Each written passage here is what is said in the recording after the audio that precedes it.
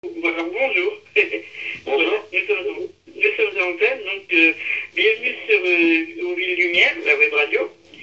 Donc j'ai le Bonjour. plaisir de vous recevoir aujourd'hui.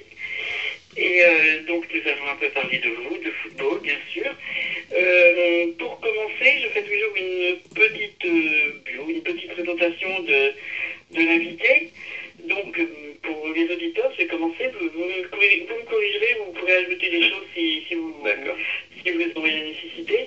Donc vous êtes né le 3 février 1972 à Bar-le-Duc, ville historique, d'autant plus cette année pour nous en France. Voilà, vous êtes bien sûr journaliste de télévision, mais vous avez commencé comme caméraman en tant qu'intermittent et également monteur. Vous avez été engagé en 1994 par M6 pour l'ouverture de l'antenne. 20 ans déjà, Régional, l'ouverture de en fait. l'antenne à Nancy, oui. Régional, hein. Oui, à Nancy, L'ouverture de voilà. l'antenne à Nancy, oui. Ouais. En 98, vous êtes envoyé en Martinique auprès de Audrey Pulvar, apparemment. Oui. Ça doit être ouais, un bon souvenir, j'allais dire. Ensuite, vous intégrez la rédaction nationale de M6. Oui. Et vous allez présenter les journaux matinaux, le Petit Express en voix off, et les reportages pour les 6 minutes. Et donc ensuite, vous avez également présenté donc, des programmes courts du Tour de France. Vous avez présenté en fait pas mal de sports. Vous avez fait le Oui. programme court du Tour de France, de la voile. Vous avez été alors là, je passe un petit peu de temps. Depuis, vous êtes passé à Turbo. Et vous avez aussi présenté du foot, en fait, à Girondin TV. Donc, vous avez, voilà. Et sinon, bon, entre-temps, vous avez couvert quand même des événements importants à l'étranger. Vous avez, le triste attentat du World Trade Center, enfin, l'après, le Kosovo. Mais sinon, en sport, la Coupe du Monde 2006, l'Euro 2008, l'équipe de France. Et c'est vous qui interrogez Domenech au moment où il a fait sa demande en marquage. Ça doit être un sacré souvenir. Oui, oui, c'est un sacré souvenir professionnel parce que ça a été l'un des événements marquants de cet Euro 2008 et aussi un gros souvenir personnel parce que ça fait partie de mes meilleurs amis. Enfin, Estelle Denis, c'est l'une de mes meilleures amies et Raymond Domenech aussi. Enfin, j'ai appris à le connaître plus tard en fait. J'étais déjà très ami avec Estelle Denis au moment où ça s'est passé. On se connaissait avec Raymond, voilà, comme lui le mari de mon ami et moi le collègue de sa femme, et enfin de sa future femme, qui n'est toujours pas sa femme d'ailleurs officiellement. Et voilà, et depuis on est devenus amis. Et, du coup, on en parle souvent, on le chambre souvent et on en parle avec voilà, avec pas mal ouais, de nostalgie quand même de ce moment qui a été un moment très critiqué. Voilà, finalement, chacun son avis. Je me suis rendu compte après parce que finalement, on en parle beaucoup et chacun a son avis et c'est jamais un avis tiède, c'est toujours un avis très chaud ou un avis très froid. Mais je pense que par rapport à Raymond Domenech, jamais personne n'a eu un avis tiède. C'est vrai. C'est vrai, c'est quelqu'un qui ne laisse pas indifférent. Et Voilà. ce que je peux vous dire aussi, c'est, sans révéler rien de confidentiel, mais c'est quelqu'un qui est toujours très apprécié par ceux qu'il rencontre. Ceux qui ont la chance de pouvoir le rencontrer, de pouvoir discuter avec lui de tout, même parfois pas du tout de foot, se rendent compte que c'est quelqu'un d'extrêmement intéressant et de très à l'écoute et beaucoup plus que ce qu'on nous en a dit. Voilà, finalement, on l'a vu à travers le prisme et à travers l'objectif de personnes qui n'étaient pas toujours bien intentionnées à son égard, parce que c'est quelqu'un qui est assez particulier quand même, qui dénote dans le monde du football, parce qu'il a d'autres passions, il aime bien l'humour au second degré ou au troisième degré, et ça passe pas avec tout le monde. Et donc voilà, donc je sais en tout cas que tous mes amis, mes proches qui l'ont rencontré à l'occasion de mariage ou de choses comme ça, en sont sortis en disant mais c'est incroyable, on a découvert vraiment quelqu'un de complètement à l'opposé de ce qu'on attendait. Et voilà, je le dis à chaque fois qu'il est possible de le dire parce que ça m'a fait de la peine d'entendre beaucoup de choses contre lui Bon, lui, il a de la carapace, hein. Lui, ça va, il a le cuir tanné parce que quand il était joueur, c'était la même chose. Il a endossé des choses qui n'étaient pas, voilà, dont il n'était pas responsable, mais du coup, ça a créé une image d'un défenseur rugueux et qui lui a bien servi sur le terrain parce que les gens n'osaient plus approcher avec sa grosse moustache. Oui. Mais bon, ses proches ont le cuir moins dur et parfois, c'est vrai que quand on l'a attaqué lui, ça pouvait peiner ceux qui l'entouraient. Donc voilà, j'essaie de rétablir la vérité à chaque fois que c'est possible et merci de m'en donner l'occasion. Ah ben, tout à fait, c'est très important. Et justement, vous ne penseriez pas reprendre une caméra à l'épaule et suivre votre ami Raymond Domenech, mais toujours vous montrer l'homme qu'il est et, derrière, au-delà de l'image qu'on fait? Ouais, c'est vrai que ce serait peut-être intéressant, mais le problème, c'est que quand on connaît vraiment quelqu'un de façon intime, on ne sait jamais à quel moment il faut s'arrêter. Par exemple, j'avais été assez intéressé par un documentaire qui avait été réalisé sur Carla Bruni et Nicolas Sarkozy par une des amies de Carla Bruni au moment de la campagne et de la défaite à la présidentielle.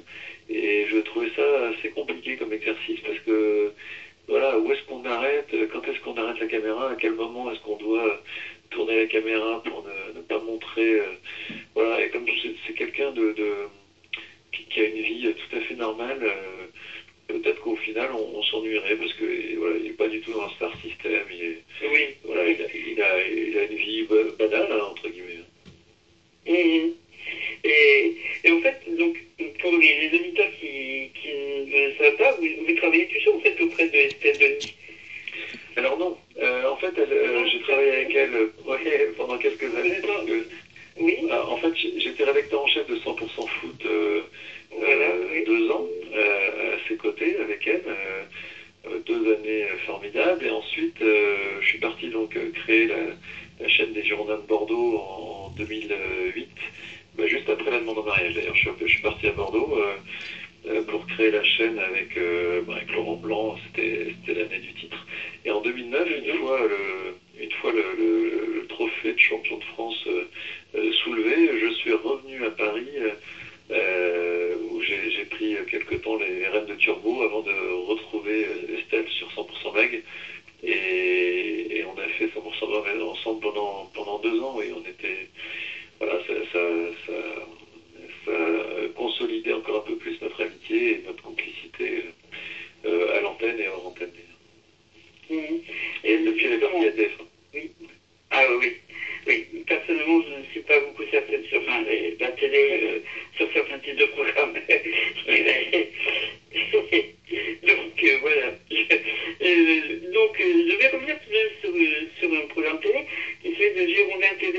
J'aimerais savoir comment s'est passée cette aventure, en fait, comment cela s'est monté, comment vous en êtes venu à quitter du coup M6,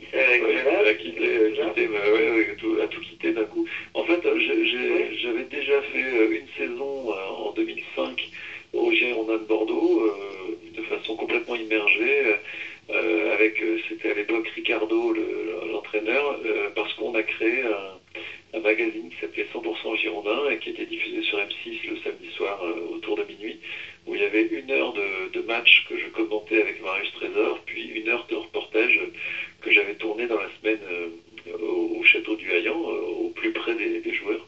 Et donc j'ai fait ça pendant 1 an, puis après donc, je suis monté à Paris pour rejoindre Estelle Denis. Et 2 ans après, il a été décidé de créer une chaîne des Girondins de Bordeaux, et ça s'est fait très très très vite. Je veux dire que j'étais en Suisse pour suivre l'équipe de France donc sur l'Euro. Et là, on m'a appelé, les Girondins m'ont appelé en disant voilà, on va créer une chaîne cet été, et on aimerait que tu en sois le directeur et l'animateur.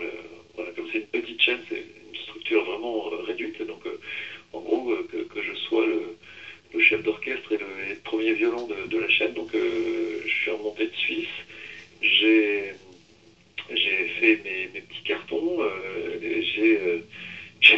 j'ai convaincu ma fiancée, qui est devenue ma femme, mais qui était ma fiancée à l'époque, qu'il allait falloir que je descende à Bordeaux et qu'elle allait me rejoindre. Et donc je suis parti début juillet et un mois plus tard, on avait réussi à monter la chaîne grâce notamment à la direction technique d'M6, parce qu'en fait, il faut rappeler quand même que les Girondins de Bordeaux, c'est un club qui appartient à M6. Et donc, j'avais la force de frappe avec moi de la chaîne du groupe M6 pour réussir ce tour de force de monter une chaîne télé en un mois, et on l'a fait, elle a été lancée le 8 c'est-à-dire le 8 août 2008, le même jour que les Jeux Olympiques de Pékin. Et en fait, le championnat reprenait juste à ce moment-là, et on a créé cette chaîne donc avec vraiment une forte volonté des Girondins de Bordeaux de montrer au quotidien ce qu'était un club de foot et puis les matchs.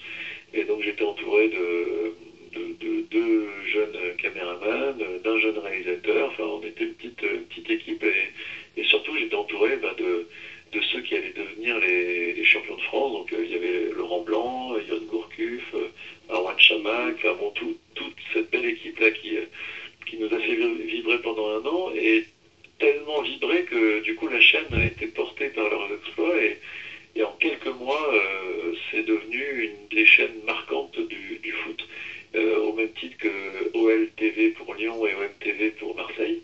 Tout d'un coup en fait on venait de créer la chaîne des champions de France, et on ne le savait pas encore, et du coup on a eu beaucoup d'abonnés parce qu'ils ont voulu voir ce qu'était cette équipe, et notamment qui était ce Yoann Gourcuff qu'on était en train de découvrir.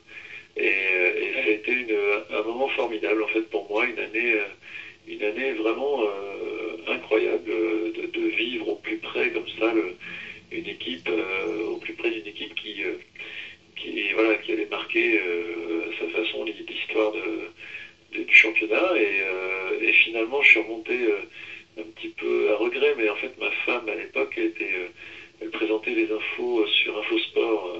Elle présentait les journaux du soir, donc elle était bloquée à Paris, elle ne pouvait pas me rejoindre à Bordeaux, donc au niveau privé c'était plus possible, surtout que entre temps elle attendait notre premier enfant. Donc du coup je suis remonté un petit peu la mort dans l'âme. J'avais pas trop envie de quitter l'Orient, mais au niveau privé c'était un impératif.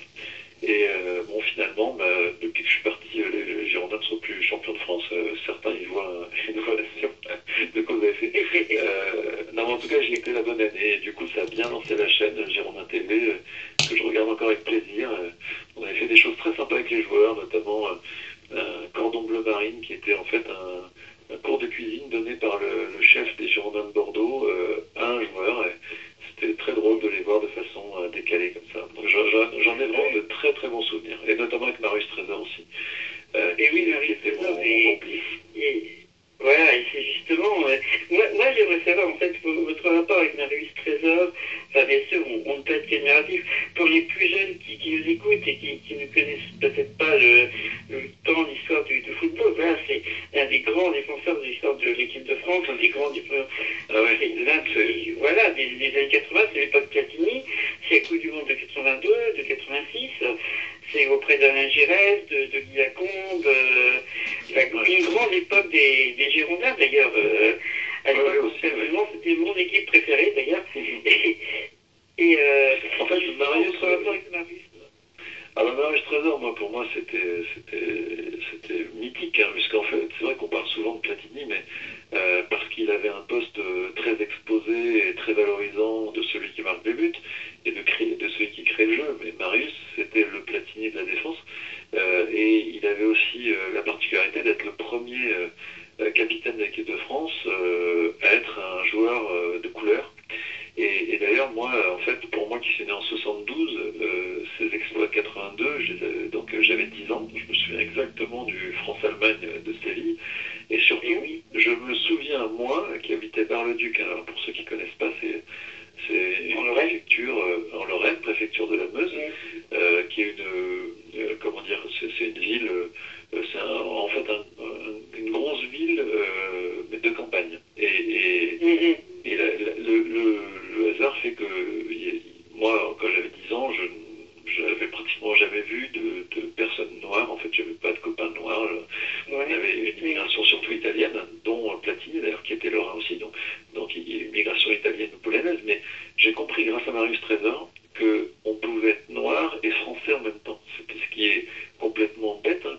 mais moi, du haut de mes 10 ans, j'ai compris grâce à Marius qu'on pouvait être noir et français. Et ça, du coup, ça a marqué ma vie, parce que, voilà, et je lui ai dit à Marius, la première fois que je l'ai rencontré en 2005, on a eu une longue discussion, et je lui ai dit, entre autres, que pour moi, ça avait été une révélation positive. Oui, oui. Mais c'est vrai que nous sommes une génération, enfin moi je suis dans 71, vous voyez, on a peu d'écart. Ouais. C'est vrai que j'ai souvent pensé au fait que notre génération n'a pas connu dans son enfance, on trouve des classes mixtes au niveau des origines ethniques et autres, et voilà, que pour nous c'était voir Marius Trésor, voir Jean Tigana aussi, voilà, c'était... Voilà, c'était Yannick Noah, quelques années plus tard aussi. C'est-à-dire qu'en fait, moi, ça m'a appris, comment dire, le non-racisme. En fait, c'est de dire, ben voilà, tu as en face de toi des gens qui te font rêver, qui sont d'une origine ethnique différente, mais qui sont français, enfin qui sont, voilà, qui font partie des richesses de ton pays. Et du coup, Marius, c'était ça aussi pour moi. Et après, j'ai découvert l'homme Marius Trésor qui est incroyable. En fait, il y a des gens comme ça que j'ai rencontrés dans ma carrière, et c'est pour ça que je bénis tous les jours les dieux qui ont fait que je ferais ce métier, parce que j'ai rencontré des gens comme Marius, mais comme aussi Thierry Roland, qui est un mythe aussi, et que j'ai appris à connaître dans mon travail, et qui est devenu un ami. Et vraiment, ce sont des gens d'une humilité mais incroyable. Et quand je les compare aux starlettes fabriquées par la télé notamment d'aujourd'hui, qui en quelques semaines se prennent pour une déesse ou pour un dieu, eux, Thierry avait l'humilité de ne pas se prendre pour un dieu, voilà, d'être conscient de ce qu'il avait fait, comme Marius, il est conscient de ce qu'il a fait. Marius, on peut très bien en parler, on peut en parler des heures avec lui de ce qu'il a fait, mais il le vit avec une humilité énorme, comme Patrick Battiston aussi, qui travaille au Girondin de Bordeaux, qui est l'entraîneur de l'équipe réserve. Patrick, j'ai passé des déjeuners délicieux avec lui à la cantine du centre de formation des Girondins, où il mange tous les jours. Vraiment on rigolait. Et Patrick, on peut lui parler foot, on peut lui parler de tout. Et voilà, du coup, Marius Trésor, Patrick Battiston, Thierry Roland, je les mets dans le même pot de gens mythiques, mais qui se prennent pour tout sauf des mythes, quoi. Et Marius, c'est quelqu'un d'adorable, toujours disponible, qui a le sens du service, qui va tanner les joueurs. Je l'ai vu faire, hein, qui est allé voir les joueurs. En plus, bon, la porte était ouverte pour lui partout, dans tous les clubs. Il allait voir les joueurs pour récupérer le maillot pour le fils d'un de ses amis qui lui avait demandé 3 mois plus tôt. Et il n'oubliait pas, et il allait voir, etc. Quand beaucoup d'autres disaient, oh non, c'est pas possible, lui, il y allait. Et c'est vraiment quelqu'un de hyper fiable, un super mec. Marius Trésor, vraiment, c'est un super mec, et je suis très content de le connaître. Ouais, mais c'est pas surprenant pour moi, en fait, qu'il veut jouer enfant, qu'il veut son comportement sur le terrain et dans les interviews, c'est pas vraiment étonnant. Et je voudrais revenir justement par rapport à Girondin TV. Vous dites donc vous avez été contacté par les Girondins, donc qui visiblement, comme c'est d'ailleurs l'année où ils ont gagné le titre, devaient déjà avoir en tête de faire quelque chose de grand. Mais moi, ce que j'aimerais surtout savoir, c'est est-ce que vous aviez déjà un amour particulier pour les Girondins quand vous avez accepté, ou est-ce qu'il est vraiment arrivé à maturité, je dirais, cet amour à force de travailler avec eux, et qu'il est devenu entier quand vous êtes parti? Alors, en fait, moi, je suis lorrain, donc d'origine, donc moi, mes clubs, logiquement, c'était le FC Metz quand j'étais jeune, avec l'époque de Jules Bocandé d'un titre de champion, et l'AS Nancy-Lorraine, parce que quand j'étais jeune journaliste, j'étais le spécialiste du foot avec les Tony Vérel, Eric Ravet, Sandra Tana, Olivier Royer en entraîneur, et donc voilà, moi j'étais formaté pour supporter un club lorrain. Et puis malgré tout, j'avais un cousin lorrain qui était fan des Girondins de Bordeaux. Bon, Voilà, donc pour moi, voilà, quand je pensais Girondin de Bordeaux, je pensais à ce cousin. Et c'était notamment à l'époque des JRS. Et puis après, il y a eu l'époque Zidane, Dugarry, Lizarazu, en 86, j'avais 14 ans, qui m'a... non, pardon, pas en 86, en 96. Oui, Non, oui, oui. 96, Oui, oui. je crois. Donc j'avais 24 ans, pardon.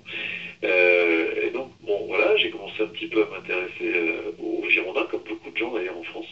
Après, il y a eu 99, le titre en 99, qui était aussi l'année de l'achat. Donc moi, j'étais déjà M6, et M6 rachète les Girondins, et 2 ou 3 mois plus tard, je ne sais plus, les Girondins sont champions de France.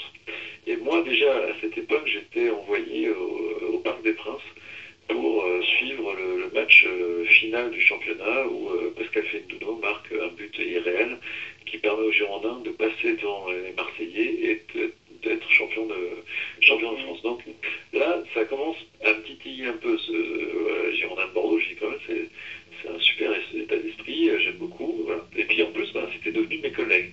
Et puis 2, 3 fois, je suis allé au château du Haillan pour M6. Donc voilà, petit à petit, je faisais connaissance avec le club. Et en 2005, donc là, on m'a envoyé en immersion totale avec l'équipe de Ricardo. Et là, en fait, là, c'est là où là, je suis tombé complètement amoureux de ce club, et donc des joueurs, mais aussi de tous les employés de ce club-là qui forment une vraie famille. Et puis des supporters aussi, parce que j'ai découvert des supporters voilà, qui étaient des vrais passionnés, puisque quand on est au château du Haillan, qu'il pleuve, qu'il neige, qu'il vente, il y a toujours des supporters qui sont autour du terrain d'entraînement. Et ceux-là, je les voyais tous les jours. Moi, je passais beaucoup de temps sur le terrain, et donc je les voyais.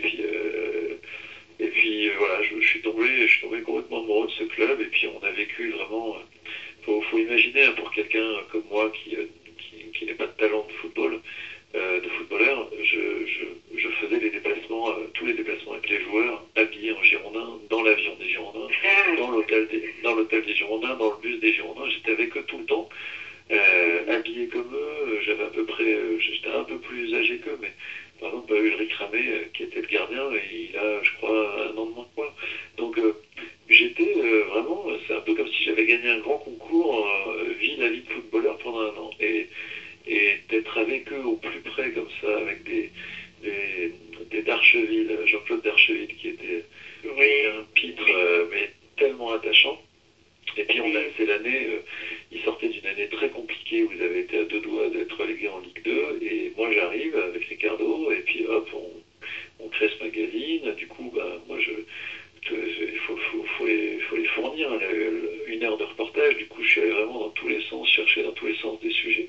Donc je les ai vraiment appris de la tête aux pieds, et de haut en bas, et de A à Z, les Girondins de Bordeaux. Il n'y a plus rien, je n'ignorais plus rien du club. Et à la fin, donc on finit européen. Et donc c'était déjà une année formidable. Et puis après, donc, je suis parti de là pour faire 100% photo. Donc j'ai suivi cette fois-ci de l'extérieur le parcours des Girondins de Bordeaux. Et puis après, donc on me replonge dans les Girondins pour créer la chaîne. Où là, c'est l'année du titre. C'était assez énorme. Voilà, donc mon amour, il a été vraiment par étapes, avec cette très forte étape de la saison 2005-2006. Et puis l'apothéose 2008-2009 avec le titre. J'ai animé, ça ce sera un souvenir impérissable dans ma carrière. Le samedi soir, on est à Caen pour le match Caen-Bordeaux, où là Bordeaux gagne, et notamment avec un but de Yoann Gouffran qui venait de Caen. Donc grosse émotion, avec Marius Trésor, on se met à pleurer à la fin du match en commentant, parce que voilà, on était champions. Donc il n'y a rien de vous en reparler, là, j'en ai les larmes aux yeux. Et on rentre dans la nuit à Bordeaux avec les joueurs dans un état, vous imaginez, de joie intense.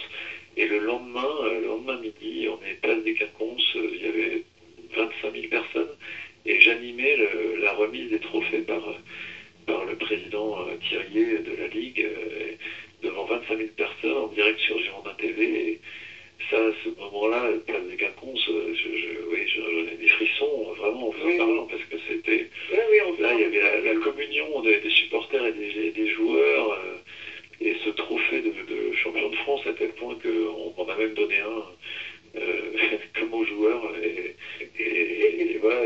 je passe devant tous les jours, il est chez moi, et je le montre à mon fils qui a 4 ans et demi, qui comprend pas encore vraiment ce que c'est, mais c'était un moment d'apothéose, quoi.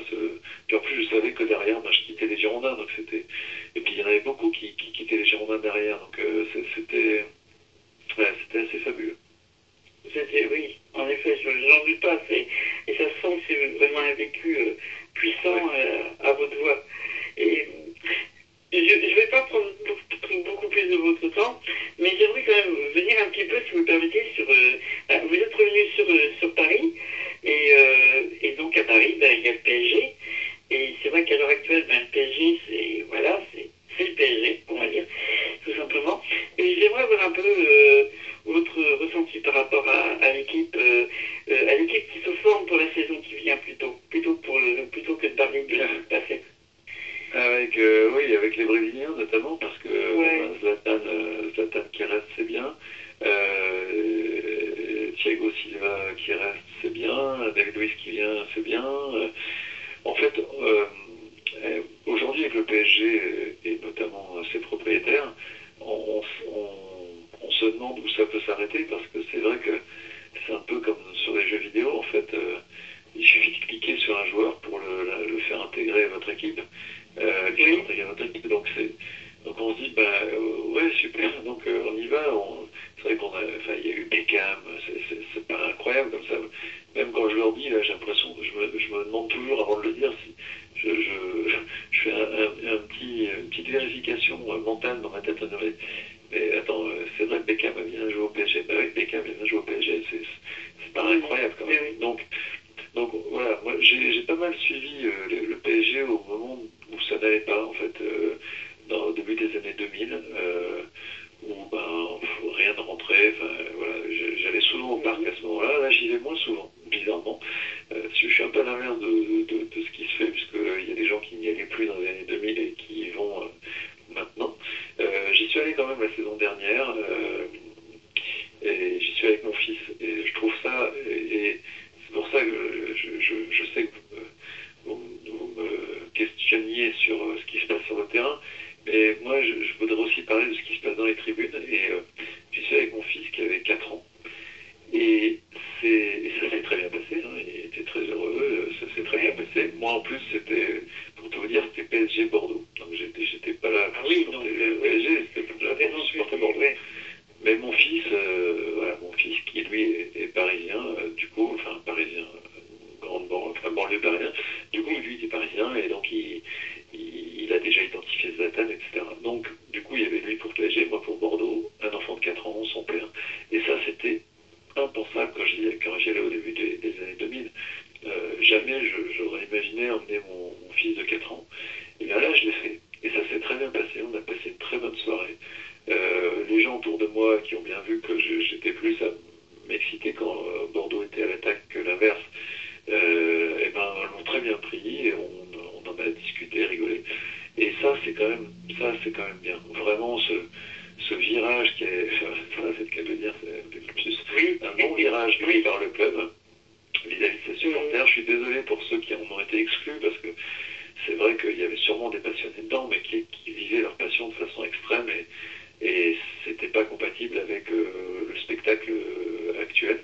Et donc désolé pour eux, s'il y en a qui nous entendent, je suis désolé pour ceux qui ont été exclus du parc, mais en même temps, quel plaisir d'y aller quand on est en famille, quand on est juste supporter, voilà, qu'on veut juste voir du beau football, et pas des bagarres, et pas des...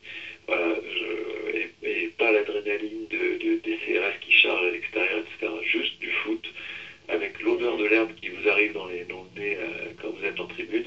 Moi, c'est une odeur que j'adore. C'est l'odeur de la pelouse de stade, qu'on ressent plus d'ailleurs à l'automne et au printemps. Moi, j'ai passé beaucoup de temps les pieds en bord de touche, quoi, sur le banc de touche. Et cette odeur-là, moi, ça, vraiment, j'adore. Et donc, vous mettez ça, un peu de verre, et des supporters qui applaudissent, et ça y est, je suis heureux, je passe une bonne soirée. Et vraiment, voilà, au-delà des millions, des centaines de millions qui sont mis dans l'effectif du PSG, moi, je trouve que c'est génial aussi d'avoir rendu le PSG et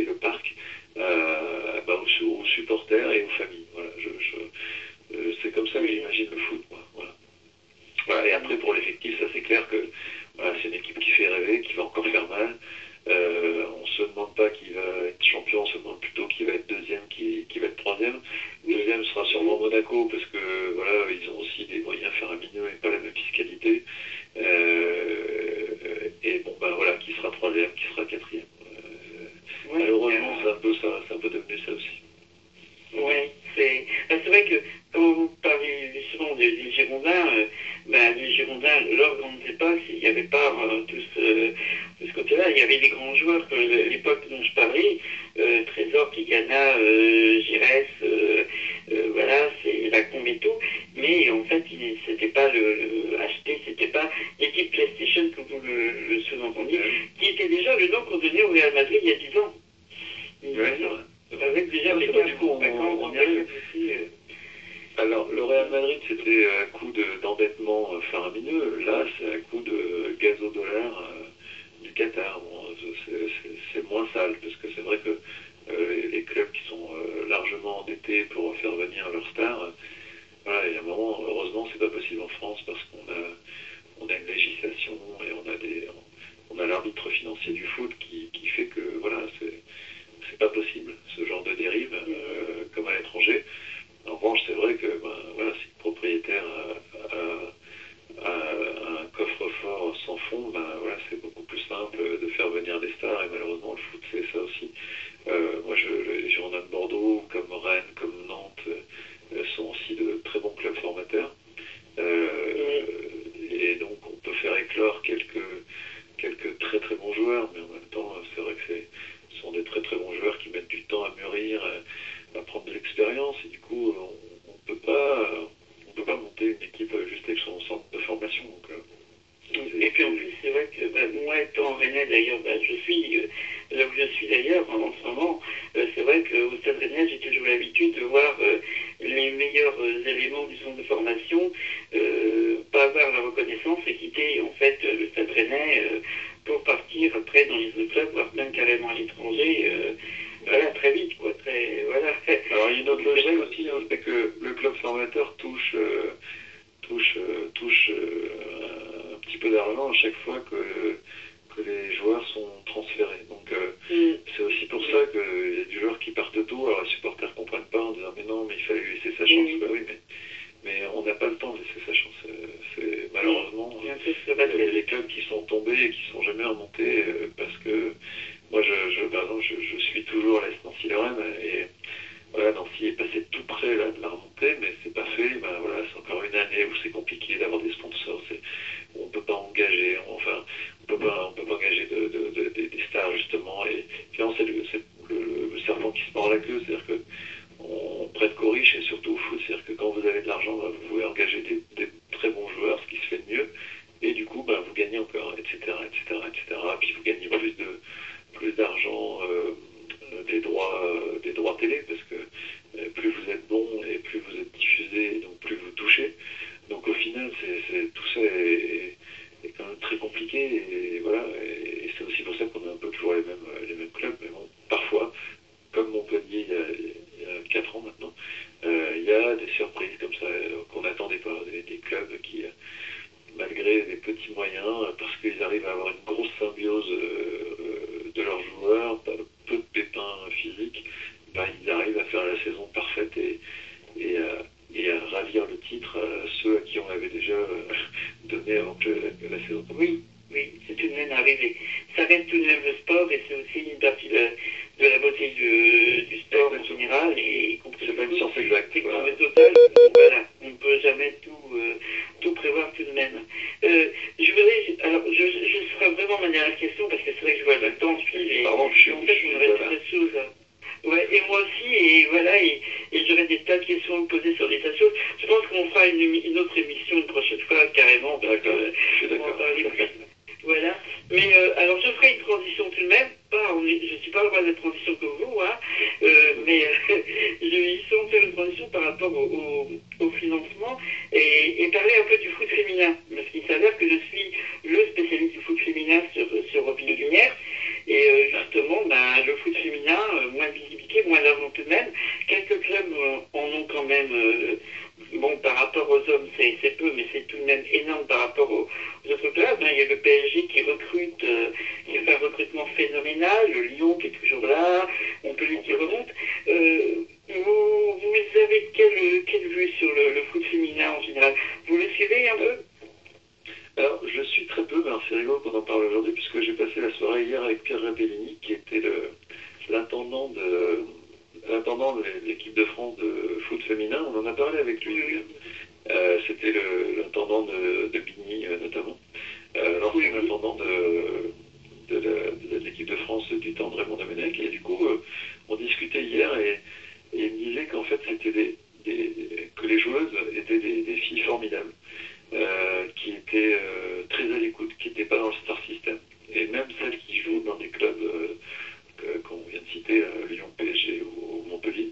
Et voilà. Et donc ça, c'est quand même un truc à souligner parce que il y a encore assez peu de clubs de foot, de sport professionnel avec cet état d'esprit-là. On cite souvent le rugby. Le rugby, voilà, le rugby est devenu quand même, voilà, c'est devenu un club, un sport professionnel avec tout ce que ça peut entraîner. Mais là, le foot féminin, a priori, pour l'instant, c'est pas le cas. Et en revanche, il y a une marge de progression phénoménale. Et c'est, je pense, là, le flair du président Aulas, il y a quelques années à Lyon, qui s'est dit, mais attends, il y a un truc à faire avec le sport féminin, le foot féminin notamment, parce que c'est aussi comme ça qu'on crée des supportrices, parce qu'une joueuse égale une supportrice, et c'est aussi comme ça qu'on crée finalement un championnat de plus en plus intéressant. Nous aussi, d'ailleurs, on a diffusé dans le groupe M6 sur W9 des matchs d'équipe de France, et Direct 8 à l'époque. L'ancien D8. Ouais, on a aussi son nom m'échappe, mais notre homme de terrain, c'est une femme de terrain sur W9 qui est une ancienne professionnelle. Oui, voilà.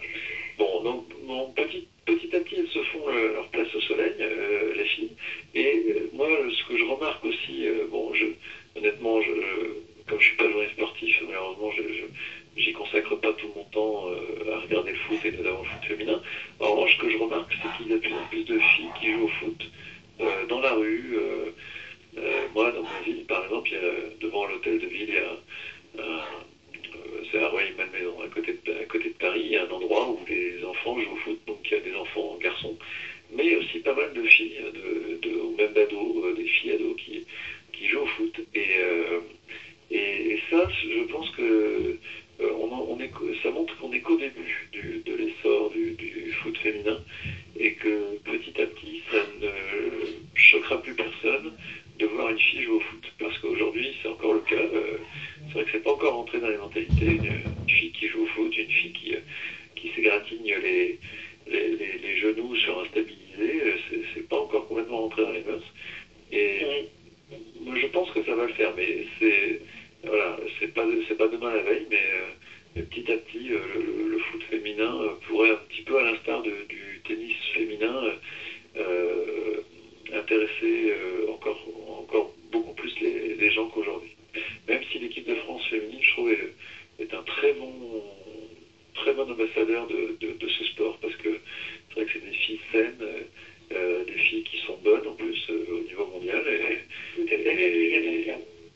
Voilà, alors bon, pour l'instant, mais bon, il y a un décalage, honnêtement.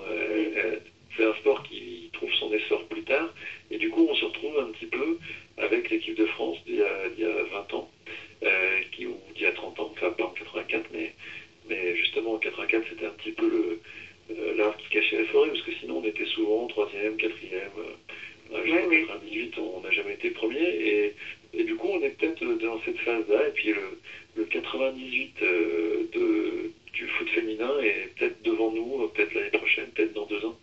Et en tout cas, elles donnent un très bon spectacle, parce que le foot c'est du spectacle, il ne faut jamais l'oublier, c'est du sport, mais c'est surtout du spectacle.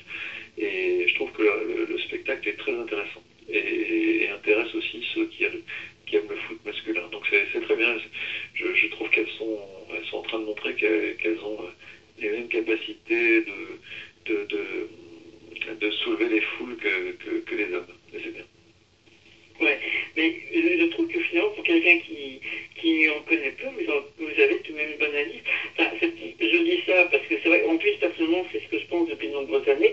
Personnellement, moi, cette équipe de France actuelle, ça fait quelques années, maintenant 2-3 ans que que j'ai tendance à comparer à justement cette équipe de France de l'époque Platini et de me dire que oui, je pense qu'avec la prochaine génération, on va vers une équipe championne du monde.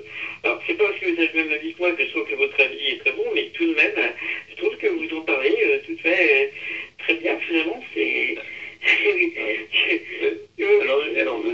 Merci, c'est gentil. Et alors, pour être plus prosaïque, je pense qu'il y a aussi, parce qu'on dit pas on n'est pas chez Bisounours, il y a aussi un moteur qui fait que le foot féminin va prendre de l'essor, c'est que les équipementiers aujourd'hui, voilà, ils se tirent la bourre sur les hommes, mais ils vont se tirer la bourre aussi sur les femmes, parce que là, les équipementiers se disent qu'il y a une grosse marge de progression, il y a beaucoup de business à se faire, et que si toutes les petites filles vont jouer au foot, eh ben, ça veut dire des équipements à vendre, ça veut dire des techniques aussi, des chaussures techniques aussi à vendre.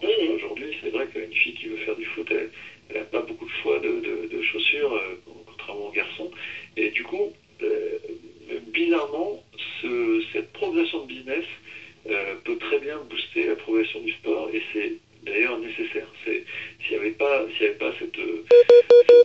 espoir de business de la part des équipementiers, le sport, le foot féminin resterait assez anecdotique. Alors que là, il y a un vrai business à faire, et du coup, eh ben,